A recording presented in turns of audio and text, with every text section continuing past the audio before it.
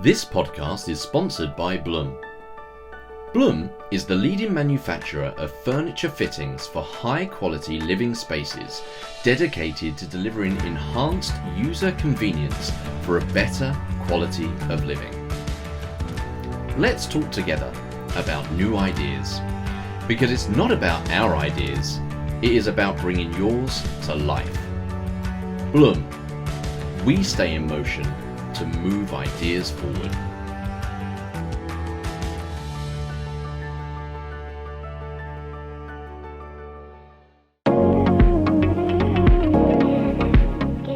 Gabrielle Omar is a new breed of influencers who's managed to successfully blend her architecture and interiors career with an equally successful media career.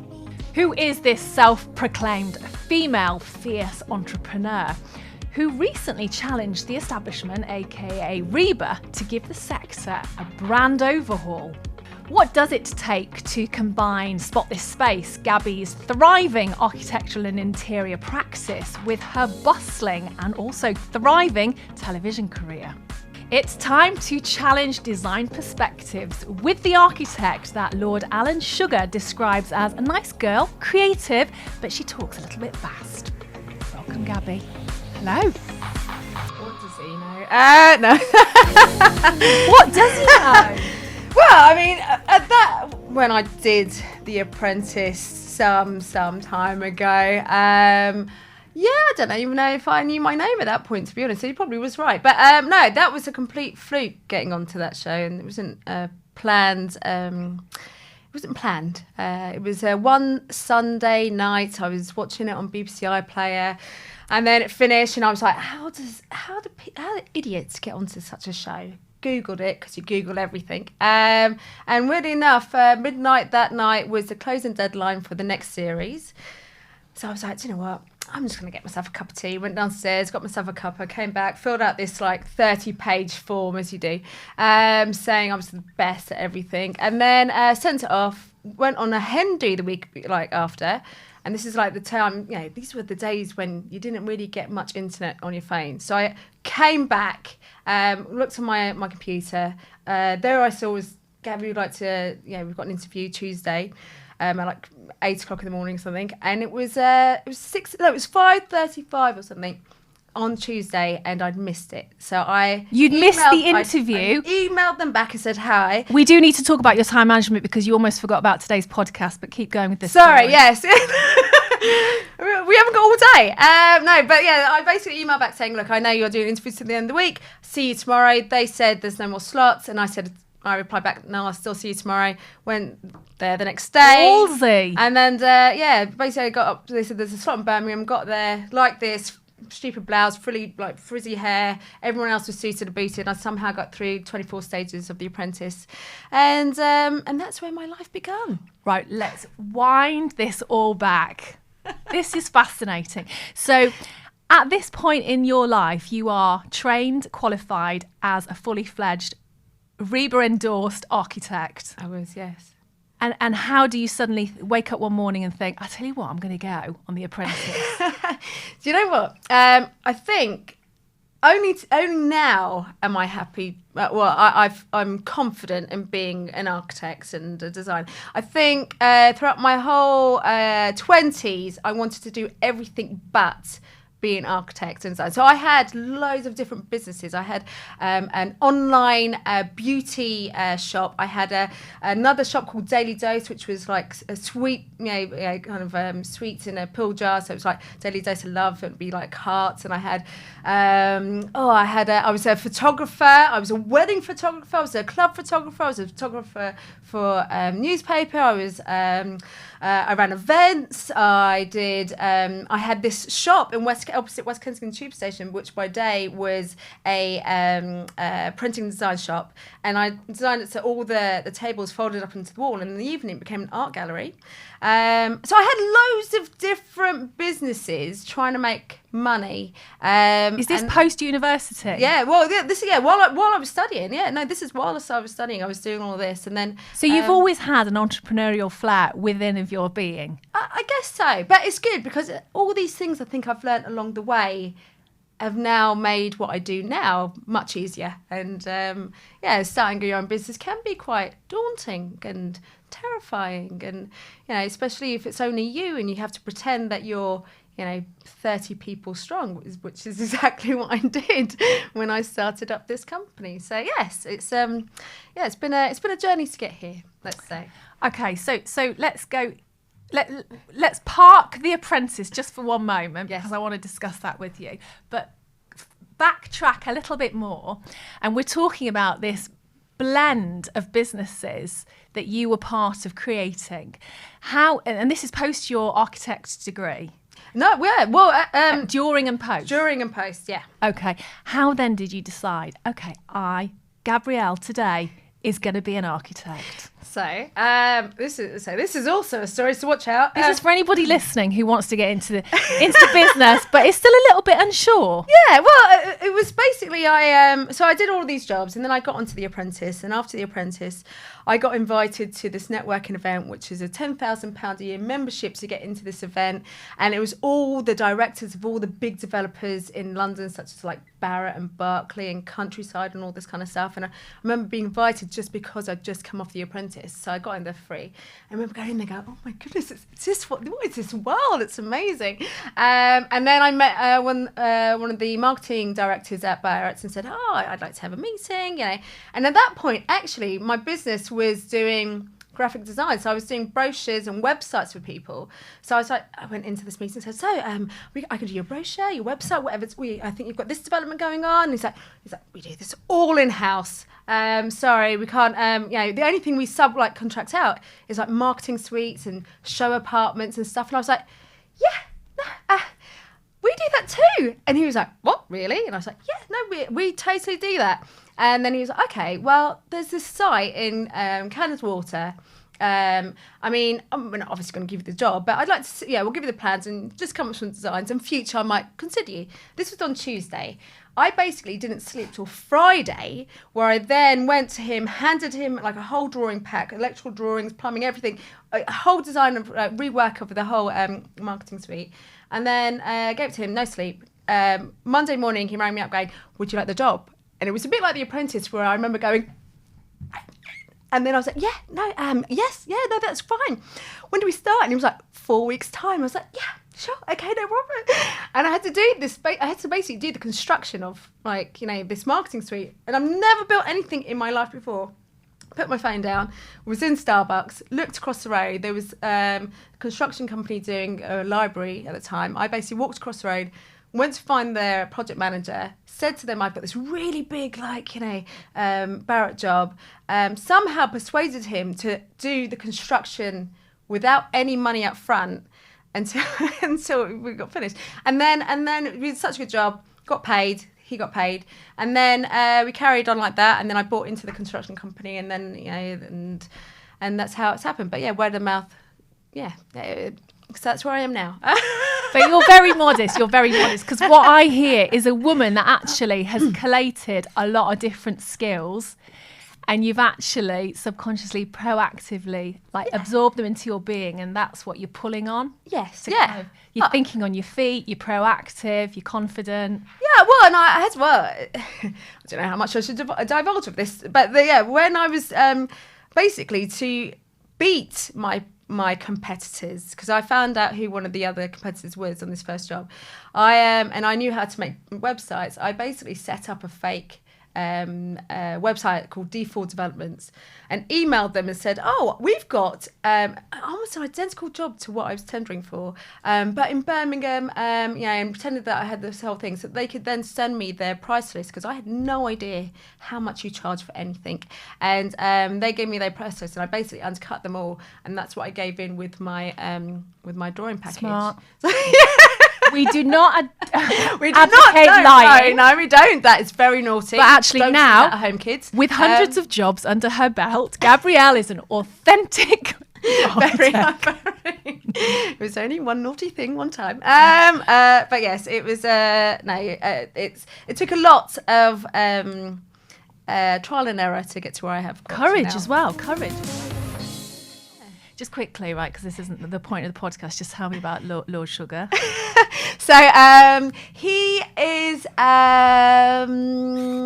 and your experience. You know what? Actually, I left with him saying with regret, which is very rare. So every time one of us from The Apprentice gets a with regret when he fires, his finger and he's trying to dodge it because it's like a bullet, because that's what it feels like when you're on the show. You feel very happy you get a with regret. I mean, I've only seen him once since the show, but yeah, he is exactly as you see him on the TV, but shorter, much shorter. Is there anything that you learnt from that experience that you've been able to pull into your architecture practice? I found out I was a really good seller. I think because I did 10 weeks out of 12 on The Apprentice, and congratulations. I did the first ever, and I think the only ever architect. Can I just ask you, when you get that call at 5:30 in the morning from that random woman? Yes. And she says, you have 23 minutes to get ready. Is that true? That is true. And that's why the problem is you can't sleep, because obviously, in real life, when you're sleeping, you're drooling, your hair's all messed up. And then, so on the show, they can come anytime between like 3 a.m. and 6 a.m. So like from 3 a.m., you're kind of half awake trying to listen for the cars, and with the film crew. And then you're like, oh no, you're not going to get me this time, drooling all over myself. So you're putting on your makeup in the dark and whatever else. So when people are dressed, they're only dressed because they just don't want to look bad picking up the phone. But yeah, pick up the phone, and it is pretty much you've got 23 minutes, and you sleep in your makeup with your clothes on. I haven't showered in weeks, and it's disgusting. So it was a springboard for you to realise actually that you are somebody that can sell. Yes. I think also I found out I had a good relationship with people, and it was a good I always knew I could like people, and could get along with people, but it was really nice to kind of then watch yourself back going, oh, that was nice what you just did. And I remember on the You're Fired show, I would go like after everyone was like leaving the boardroom, I would go and tap everyone on their shoulder, and no one's ever done that before. It'd be like almost like, I'm here for you, like some sort of disciple. So rest in peace, because you're going to be gone soon.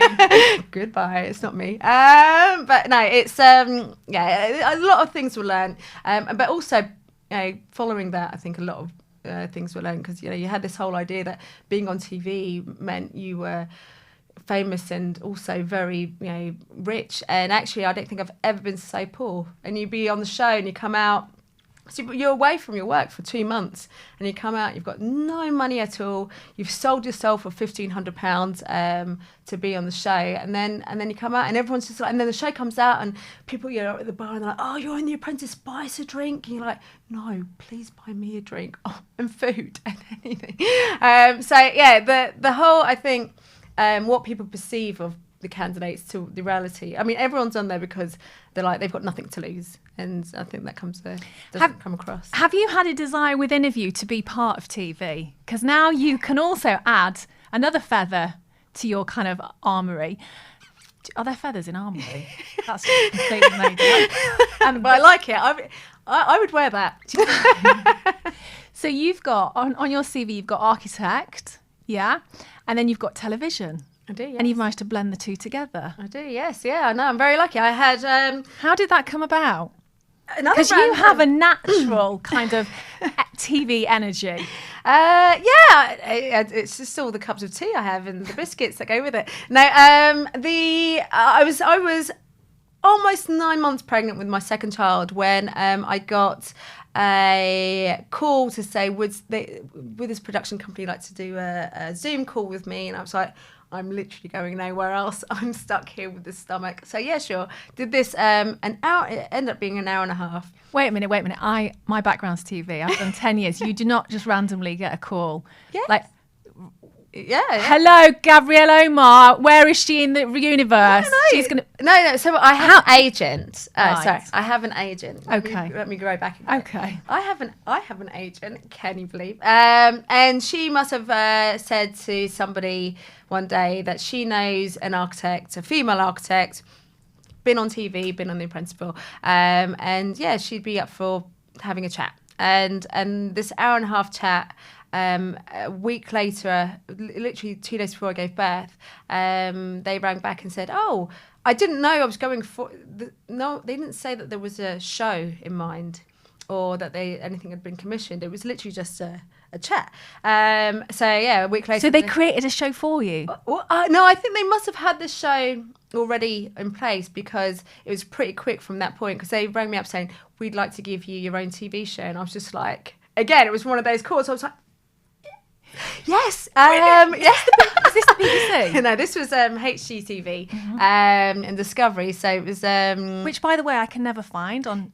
How do you find it? Because I know it's in the it's in the US. Yeah, so in the US, and this is what I always tell everyone, in the US there's like 92 million viewers of HGTV. Yeah. But in the UK it's a very new channel. Good. And I had to do on Instagram just before my first episode came out, which was mainly for my mum and my family, to go, if you have Sky, you can find HGTV on this channel. If you have BT, on this channel. If you have Freeview, it's on this channel. And if you have, and it was just like this. So it's basically on a different channel depending on what kind of media you have. So is that for the grandmas and grandpas out there? And even still, they missed my first episode. No, it was who are used to 1, 2, 3, and 4, and 5. And even then, that's a bit hard. But no, somehow, got my own TV show. 10 one-hour episodes called Quick Little Builds, and it was my own show. It was awesome. Though I had to start, they did say I had to start like 4 weeks after giving birth, so I was running on 0 sleep, still not in shape, and it's just didn't even know what my name was, and was traveling around the country. So but what I love about you, because I've watched a couple of those shows, what I love about you is you are exactly on TV, you are exactly as you are in real life. And I wonder if that's one of the secrets of your success. Yeah, maybe. Because, I wouldn't say I'm shy. As a kid, I was very shy, like extremely shy. There was a point where I was at primary school, and I did the strawing. And the teacher thought it was amazing, wanted me to show it to my headmaster, and they had to send my friend Amy with me to the headmaster's office, so she would go, "Look what Gabby's drawing," and I'd be just sitting there. So I've changed a lot since that point, but but I think it comes with age. You know, the older you get, the less you care what people think, which is quite nice, isn't it? It's quite exhilarating, and it's quite free to not care. But you seem a natural fit for television. What do you love about working in that industry? I think it's meeting all the new people. Like the TV show Quick Little Builds, I had to go around the country, and there's all these people who come up with some weird and wacky ideas for what they were going to do over lockdown. Some was changing a double-decker bus to, accommodation, a longboat. There was a witch's cabin in Liverpool, which I absolutely loved. There was like cats galore on that one. But it was just really interesting. I think I like the social aspect of any of my design jobs, so like getting to know you, getting to understand what your brief is, and then actually really probably understanding what your brief is better than you do, because a lot of the time you find people come to you going, I've got a 5-bedroom house, and I need a smaller, I don't know, I need a bigger bathroom or something, and then you're like, well, hang on, you're going to keep the 5 beds, even though there's 2 of you. And how about your kitchen, which is the smallest thing? And then it's really kind of understanding them, like, what do you do in the morning? Do you like a coffee? Do you like to have a bath in the morning, or do you like a shower, or do you like to see your family in the evening? Do you like to chat while they do the homework? And then kind of getting to know them, and then go, actually, your brief is this, and this is what you really need. And then they're like, yeah, that would be amazing. And I think it's that I really enjoy. It's that social aspect, trying to understand them from a design point of view. Mm-hmm. One of the things I didn't love about TV, and this is my question for you, is my background's interiors as well, and on TV, the budgets are sometimes a little bit stretched, and the time is a little bit short. So sometimes we'd have to massively compromise, and we might staple some wallpaper to a wall, and I didn't love that, because I personally really cared about the feelings of the contributors, the people in the show. So for me, it was just too much compromising my values. Okay. And I wonder how you find being an architect and that whole process of delivering a scheme, to the client, and how that translates working within a television format. So what I do in real life is pretty similar, because I do a lot of quick turnaround. All my projects are really quick turnaround. They're 4 or 5 weeks, or if it's a show apartment, you've got to do 3-bed townhouse in a day or two. So they're already very quick turnaround stuff. So it's usually me who's barking the orders, going, "Come on, guys, get that up, shelf up now, quick, do this, do that, do that, do that." So I'm very used to working under lots of pressure. So that's why I kind of like that. I like the I work better, I think, under pressure. I'm one of those people that would get a deadline, you've got 6 weeks to do it, and then I would start doing the research for the homework the night before, because I probably would do a much better job the night before than if I started 6 weeks before. So pressure, bring it on. I like it. It's more challenging then, and But in terms of honouring the creative process, your creative process that you would do for a standard client, like within a show home, away from television, you're able to give the same service? To be honest, with show apartments, it's almost a bit like staging, because generally, when they sell the townhouse or the show flat, they don't sell it with the furniture. So you can staple things together for it. Makes it look good. That works into my phone. I think I come under more, it's more challenging for me, I think, in real life, when I have to do a proper job for a private client. Because private clients, obviously, it's their money and it's their dreams and their aspirations. You don't want to be staple gunning a picture to a wall when or just cushion to the sofa just to make it stick in place. You don't want to be doing that. So that's where I think the real pressure is. It's real life, whereas TV life is it's all make believe, isn't it? So let's shelve the TV career for a moment. Yes. That sounds fabulous. And you're continuing to go from strength to strength. I'm sure you're going to continue to be on our screens for a long time. Spot This Space. This is your architecture and interiors practice. Correct. Tell me about it. So, yes, the company that was made on a whim, because I got that job after going in and doing doing a proposal, like 4 days no sleep, and having to start Spot the Space that way. I mean, even the name Spot the Space was never supposed to be a permanent thing. I had a company called Tea with an Architect, which was VAT registered, and I needed another company that was VAT registered. I only had 24 hours to do it. Had the deadline by 3 o'clock to change the name, so it'd be good the next day, so I could start doing all my health and safety stuff. And there was a kid. I wanted to watch this space, and that was taken. There was a kid with a Spot the Dog book, and they were reading that, and I was like, Spot the Space, and so it's all It's all been a bit of a organic. Yeah. Well, I'd say organic and like free flowing. It's almost for you as if life's left you clues, and because you're so present, it's like, oh, wait a minute, That'll okay. Well, I don't think you're settling. I just think you're living with gusto. Yeah. Taking advantage of the opportunity that present themselves. No, 'Cause you're not asleep, you're awake. Totally, all the time, especially with 2 children. But the company's doing. I love what I do. I'm very lucky to do what I do. My days are never the same. One day I'm doing a presentation, another day I'm coming up with ideas, another day I'm drawing, another day I'm meeting with clients, or I could be on site, or I could be in our joining workshop in Orpington, making new bits of furniture. I'm the signage guys, and I'm doing all like different like branding and all. So it's always different, and because all my jobs are very quick turnaround, I never get bored. I think that's always the problem. Before, I didn't want to be an architect, because when I worked for an architecture practice, I'd be drawing toilets for 6 months, and you're like, when am I going to even see these toilets being built? What's going on? So whereas now it's just constant, and I feel so much happy for it, to be honest. And I feel you like change, don't you? Yes. You like new and fresh. Yes. Yeah, because then you can. That's the good thing about that, is that you everyone says, "Oh, what's your style?" And I'm like, don't know, this month it's this because I've seen something and I want to try that out. And the next month it'll be this because I've seen something else. I'm like, oh, I'd like to see how that goes. So I can constantly change my design and my style and test it out because I'm not, I'm not waiting for the day for that job to come in. I'm just constantly doing, new stuff. So, yeah. So what sort of thing will inspire you?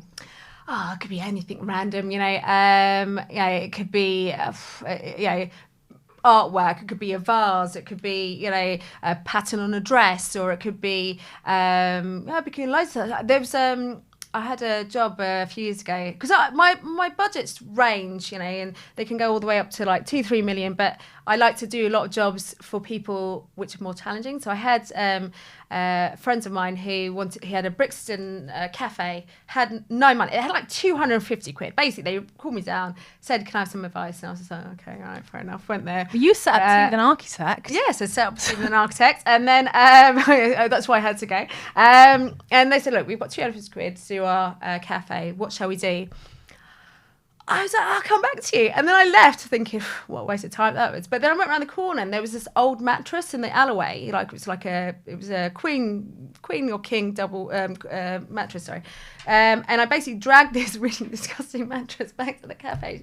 And I was like, "Help us out." And they was like, "What? We don't touch that." And I was like, "Help us out." And it took off all the stuffing, so we just left with all the springs.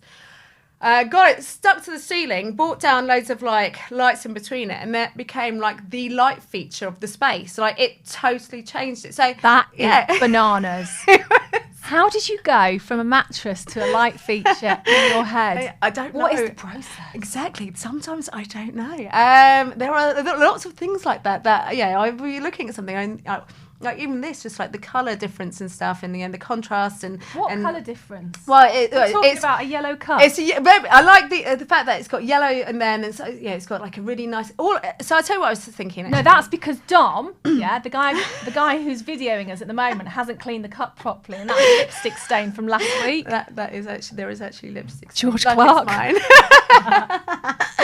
But it is, it's just stupid stuff like that, or buttons and whatever else. So, like your ring is amazing. I love the ring. Why is my ring amazing to you? I think it's amazing as well. I think it's so great. Do you know what it is? Because it's so creative. Whoever came up with like the person who came up with that is brilliant, because it's literally just bunch of wire, isn't it, and what looks like a stone, and somehow they've made it look really beautiful into a ring. How did they come up with that idea? No idea. Shall I tell you what actually happened? Go on. It was a really nice black, I think it's like an onyx, yeah, and then it had that wire wrapped round really neatly, and then because I'm a bit misshuggy, which was a bit disorganised, I think I sat on it. Can you see the wires? They sprung off, and I thought, I love that ring so much. That is definitely staying. Now look. No, that's what I like about it. Work with what you've got. Totally. And I think that is actually a new movement, isn't it? That's the next movement with everyone. Everyone is now working with what you've got. That's such a good, I like that saying, work with what you've got. Yes. You should trademark that. It's great. You are so flexible and free. But you've got a team around you that's just organising. Organised. I hope so. Now, so in the company, I'm the designer. I'm the one who comes up with all the concepts and the ideas and stuff.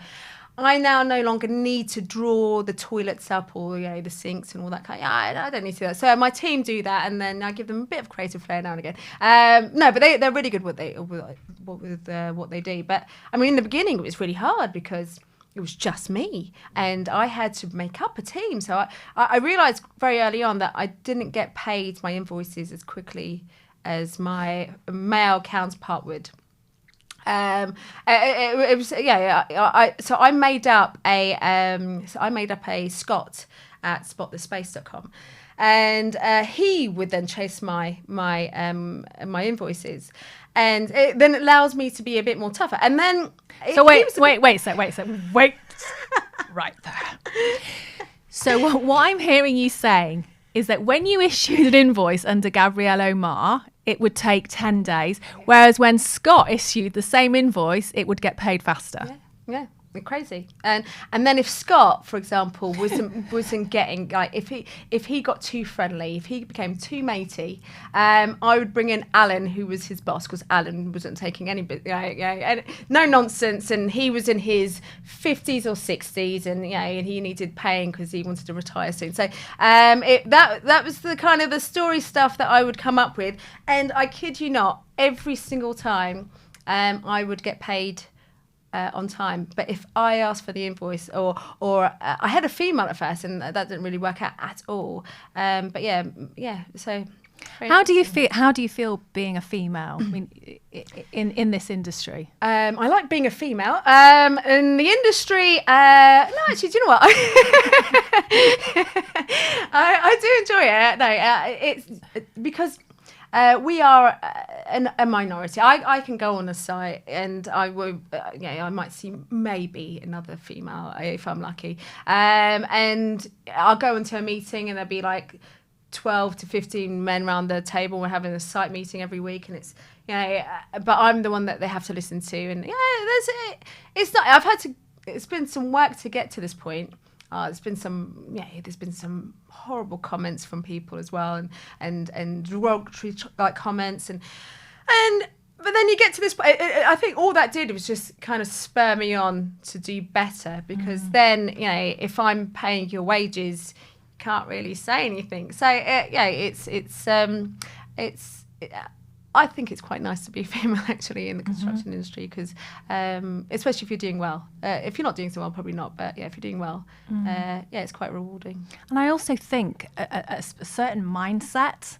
You seem to have a mindset, a can-do mindset, get stuff done mindset, just do stuff. Yes. And I think that will probably that contributes towards you being successful in this industry, irrespective of the genders that are in the meetings. Well, that's the other thing. I think, I think whoever you are, I am able to. There isn't a hierarchy with people with me. So, if you're the boss or if you're the labourer or whatever else, to me, you're the same, and I would speak to you all the same. And I think people should be more like that more often. You find a lot of the time, and especially in construction, because there's a project manager, there's a site manager, there's a labourer, there's this, and the way people talk to each other shows from what title they've got on their their email or whatever else. So I think a very big lesson for me is something I do anyways is. Don't treat people differently, because then they won't treat you differently. Or not. You can only control your reaction, can't you? With any professional industry, there's a governing body. So architects are governed by RIBA, Royal Institute of British Architects. And you have been quite outspoken about a campaign, an endeavour, that there needs to be a brand overhaul. Yeah, well, I mean, to be honest, that is... that was something that when I came out... That's quite ballsy. I mean, these guys are kind of like the royal family of the design world. Yeah, I mean, it really started when I came out of the Apprentice, because a lot of people didn't know what architects did. Even in the show, there was a comment from a few others going, "Oh, all she knows how to do is draw houses," and it was like, well, there's a bit more to it than that. And and then I remember doing an interview with someone after the Apprentice. They were like, so how long have you dug up any dinosaurs and stuff? And I was like, dinosaurs? What are you talking about? And she totally confused architects and archaeologists, and I was just like, what are you talking about? And then I started realising that not many people could and this is only 10 years ago. They couldn't really connect with their architect. There's this whole kind of barrier between an architect isn't for me. Architects design museums and skyscrapers and kind of governing buildings and that kind of stuff. But help me with my house. No. And so I had this whole thing when I came out of The Apprentice called Tea with an Architect, because I thought, over a cuppa, local architects would meet their local community, and they would give 15 minutes free advice and so on, and basically just start the conversation, just so that people would start to understand oh, you can help me with space planning. Oh, you can help me with my budgets. Oh, you can help me with materials and all this kind of stuff. And I would basically go around the country to help start them all off. And yeah, so it was. I think in the first 3 weeks, we got, I think, like 6,400 architects sign up to Which it. is phenomenal. I know, it was great. It was. Did you have a budget for this? No, this is all me by myself in my bedroom at the time, and I was just like, wow, this is like skyrocketed. So you And created a community yeah, out of architects. yeah. Well, that's because again, I knew how to like do websites and stuff, and then obviously on the back of the Apprentice, I could get. I was getting local radio stations and local kind of TV stations and stuff to come to the events and help promote them. So I was So then the local architects were then getting, for the first ever time, some publicity, and they were able to showcase what they did, and I mean, loads of people got work from doing this, and it was really nice because a lot of them was starting up their own company for the first time, never done a job for someone. So I think I calculated one time that I'd done something stupid like almost 3,000 consultations that one year. And I was like, no wonder my voice was going, and sore throat, and because I'd be turning up to all the exhibitions as well, like the NEC and stuff, and and I'd just be doing all of these like consultations of 15 minutes, next one, and then I got so quick at doing these and understanding people's problem. That's what I think kind of helped me as well today. So were these existing exhibitions that you'd? Yeah. So I would like be invited to like the grand designs or To talk about tea with an architect. Yeah, and we had our own. What an accomplishment! We had our own tea with an architect stand, and it was amazing. And then we got sponsored by Zip Taps and Tetley Tea. And did you create all this sponsorship opportunities? Yes, I did. Yeah, and RIBA got on board, and then RIBA got on board, which is a big deal. Yes.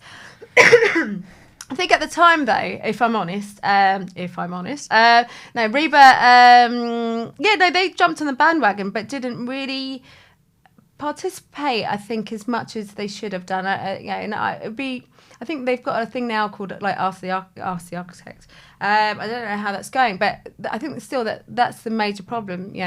It's all well and good having to promote architecture in the RIBA journals, and in architectural magazines and subscriptions, but the average Joe doesn't read those. So you need to kind of more. I feel you have to attack more of the mass media. Your local newspapers and your social media and that kind of stuff to really kind of like engage with the public. Because if we act together as architects to start communicating with everyone, then they will know what we do, and then will use us more often, and then actually everyone benefits because there's good design everywhere. So I think it's still something that needs to be worked on, and if I'm honest, I could only really do it for a year before it was quite tiring, I think, to do. I went all around the country. I think I did. I think it was at Architect Design Week, or I did like 13 different shows over a week, and I was going round like this. I'd pack up the stands and I'd get into my van, and then I'd go to the next one. So how are you? Okay, your schedule, and you sound really, really busy. How do you keep up with trends? I mean, do you even care about trends if you're pulling a mattress out of an alleyway? Like, how? I would probably say I'm now definitely someone who likes.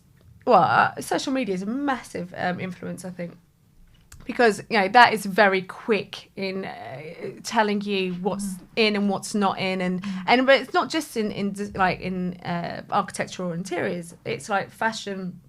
It's in everything, mate. You find out what is going on through social media, and like Pinterest and stuff like that. Because online is very quick and easy to absorb lots of stuff, and sometimes you go into that rabbit hole, don't you? And you're just like, wow, what's this? I'm like that with Pinterest. I'm just like, wow, 3 hours in, oh my goodness, that's amazing, and then you've got to pull yourself away, But again, everything nowadays, it's so easy to go down the high street or wherever and be like, that's amazing, that wall is great, or her shoes are amazing. So you're taking inspiration quite freely from everywhere and Yeah. all situations around you. Let's talk about your schedule, because you showed me your diary and you're back to back daily. Like, what's a typical day for you? Kids,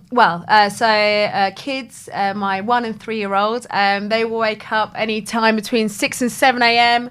And then it's breakfast and basically whenever I'm around the children, I don't do any work. But when they go to nursery, which they do for like 3-4 days a week, I do in a day that they're away from me probably 3 days worth of work, because you have to. I'm running a business and stuff. So there's no going on social media to check out what your friends' stories are. If you're doing it, it's because of work. So, for example, today,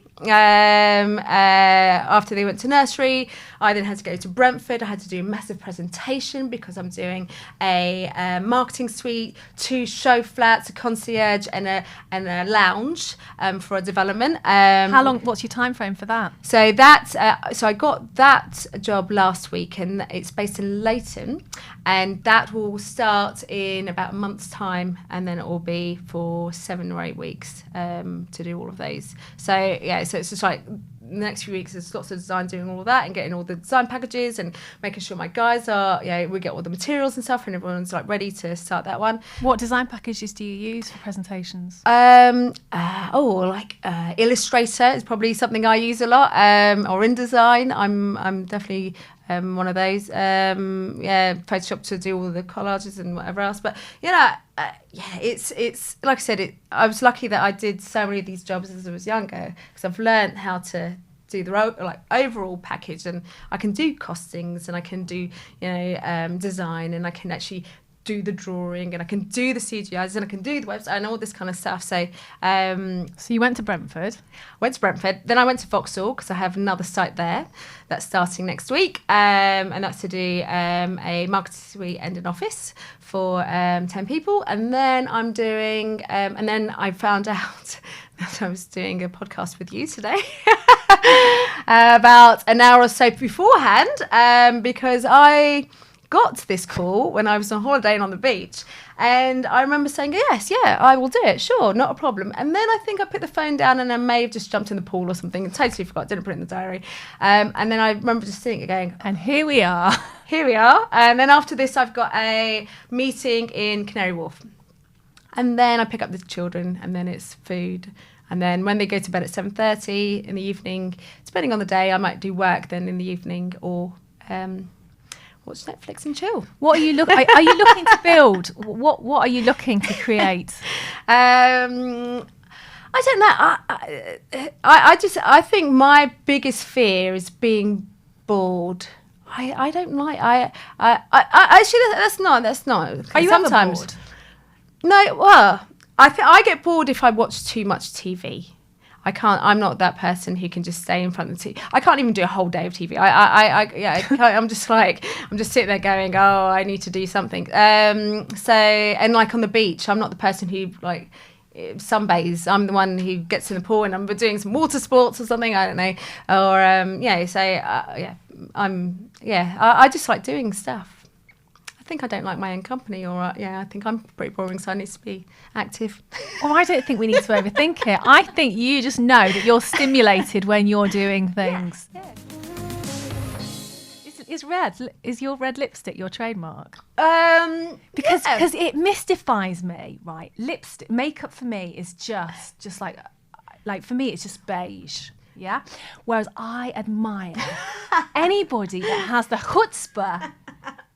No, I have this whole thing. You look gorgeous. I know. I have this weird obsession with lipstick. In fact, I've got one literally here, and then I've probably got one in my pocket somewhere. I bet you I have one in my pocket. What is this? Can I open it? Yes. Yeah. See, look, I've got another one in my pocket.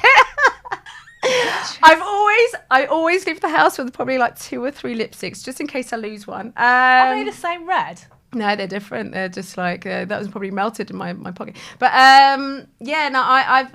this is probably something that if I had to go on a desert island, I would probably take lipstick just in case.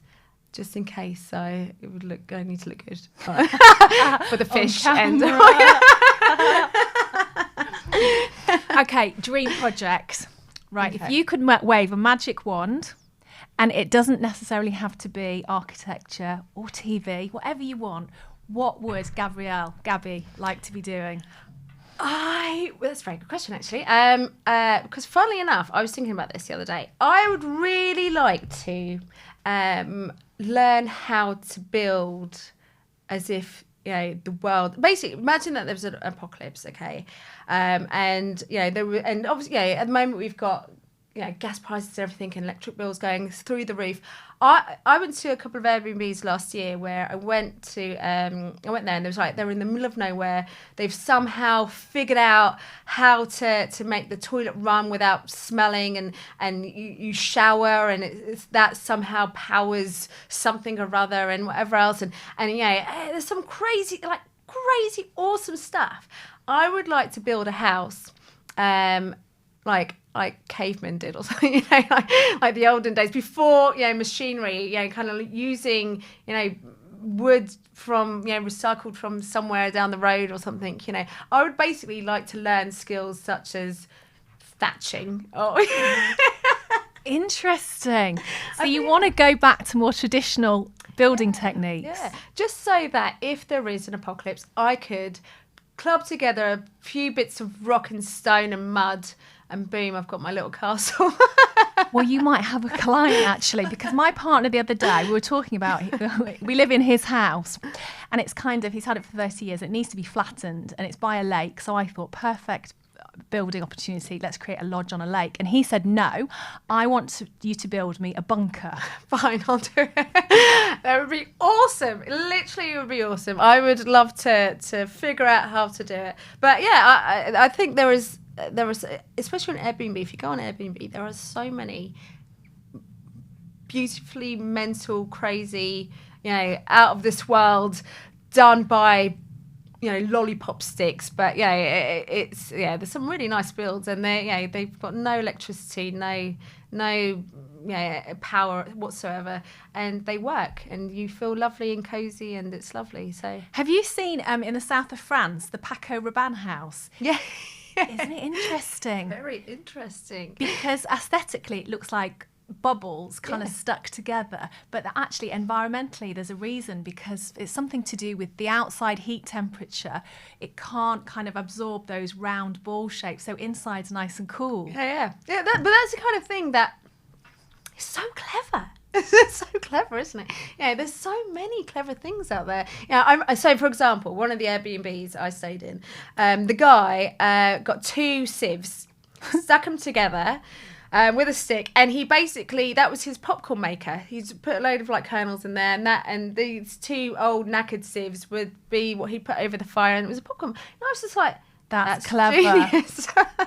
That's genius. It's silly, weird, and wonderful things like that. I think that I find very interesting. What else have you seen that's weird out there? Oh, there are loads of weird. It kind of just reminds me of some of the stuff I did when I first started out as an architect. I remember when I first graduated as an architect, my first job.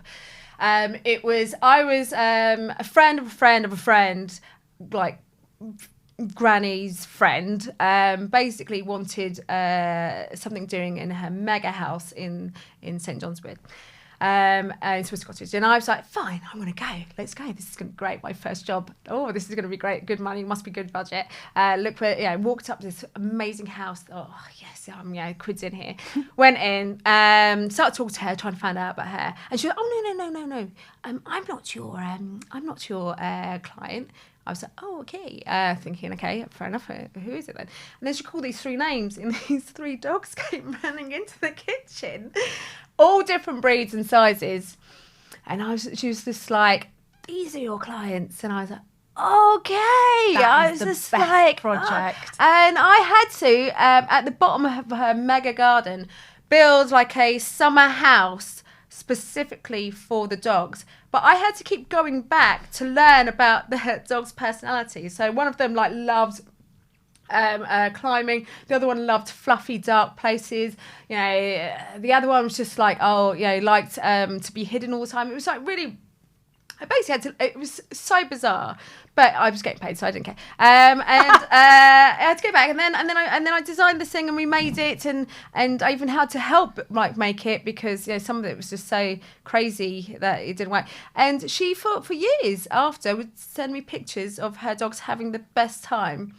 Did you get a testimonial? Yeah, I mean, it's top of my page on my website. 3 dogs. It was woof woof and a bit more woof. Right, 2 cakes, better brownie, or this one's like a spicy lemon ginger. Which would you go for? The brownie. Is that because Dom hasn't eaten half of that one? Yeah, the teeth marks in there and the bit of saliva. It's kind of put me off a wee bit.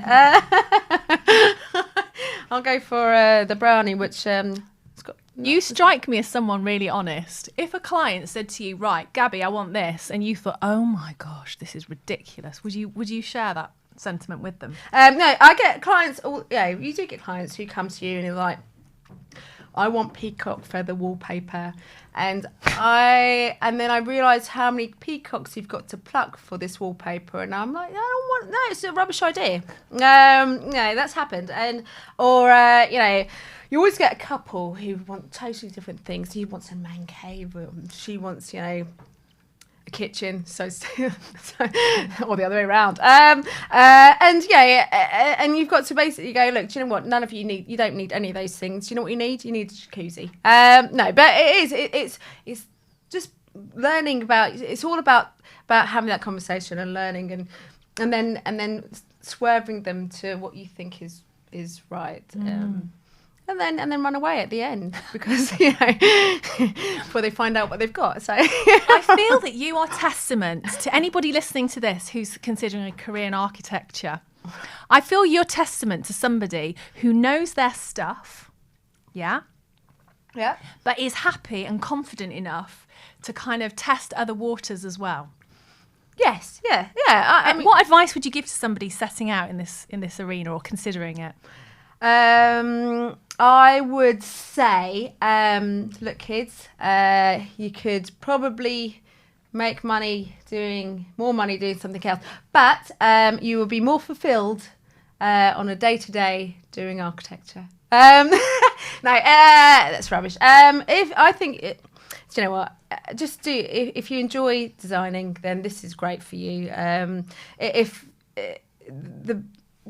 Be your own boss, because then you can design as much as you like, and you get paid for it. So do that. I would also say, don't let people who aren't designers tell you what to do as well, because you get that a lot, and it's really annoying. Because they think they know the best. And other designers. Oh yeah, other designers and also non-designers who they're always like, oh yeah, I think you should do this, and I don't think you should do that. Just go with your gut, because usually your gut is always right. It's not a course for everyone. I mean, I remember the first day of uni, and I hadn't obviously read the prospectus of being an architect, and they was welcome to the first day of your 7-year course, and I was just like, Flaming Nora, hang on. That's why I think I did every other job alongside to see if I could get out of this 7-year course, but never found anything that took me away for long enough. So, so just make sure it's 7 years if you're going to go down that route. That's a good thing to know. Who do you respect in the industry? Who do you look up to? Do you know who I really like, actually? I like Thomas Heatherwick. I always thought that if I, things went tits up and I had to work for someone else, I would love to work for him. Why? Because his stuff's mental, absolutely mental. And then the scale of the projects, or scale of the projects, what they do? They're all like the stuff behind all the technicalities of it, it's all inventing new crazy. Well, he hasn't got a box, has he? No, it's just like it's just pushing, and I really like that. I know he's not an architect, but who cares? He's awesome. He's just, yeah. So I'd love to work for Thomas Heatherwick. So keep me in mind, Tom. Gabby, thank you so much for coming on the Designerati podcast. You are such a breath of fresh air, and we wish you continued support and you just someone to watch. Thank you. Thank you.